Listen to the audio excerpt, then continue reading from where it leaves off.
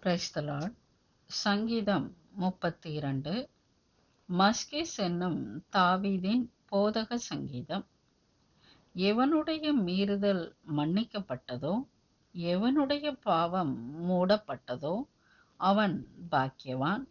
எவனுடைய அக்கிரமத்தை கர்த்தர் எண்ணாதிருக்கிறாரோ, எவனுடைய ஆவியில் கபடம் இல்லாதிருக்கிறதோ அவன் பாக்கியவான். நான் அடக்கி வைத்த மட்டும் நித்தம் என் கதறுதலினாலே என் எலும்புகள் உலர்ந்து போயிற்று.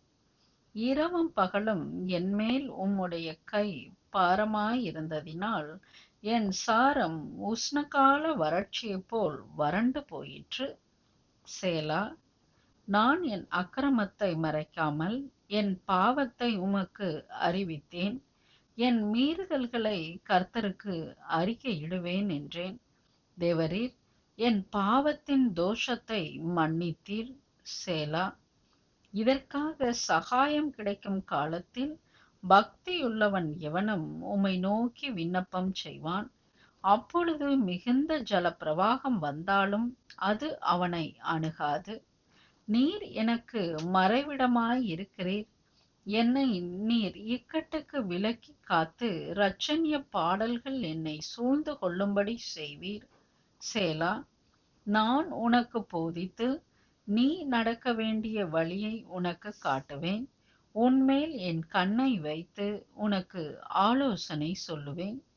வாரினாலும் கடிவாளத்தினாலும் வாய் கட்டப்பட்டாலொழிய உன் கிட்டச் சேராத புத்தியில்லா குதிரையைப் போலவும் கோவேறு கழுதையைப் போலவும் இருக்க வேண்டாம். துன்மார்க்கனுக்கு அநேக வேதனைகள் உண்டு. கர்த்தரை நம்பி இருக்கிறவனையோ கிருபை சூழ்ந்து கொள்ளும். கர்த்தரை நம்பி இருக்கிறவனையோ கிருபை சூழ்ந்து கொள்ளும். ஹல்லேலூயா. நீதிமான்களே, கர்த்தருக்குள் மகிழ்ந்து களி கூறுங்கள். செம்மையான இருதயம் உள்ளவர்களே, நீங்கள் எல்லோரும் ஆனந்த முழக்கமிடுங்கள். ஹல்லேலூயா. ஆமென். God bless you everyone.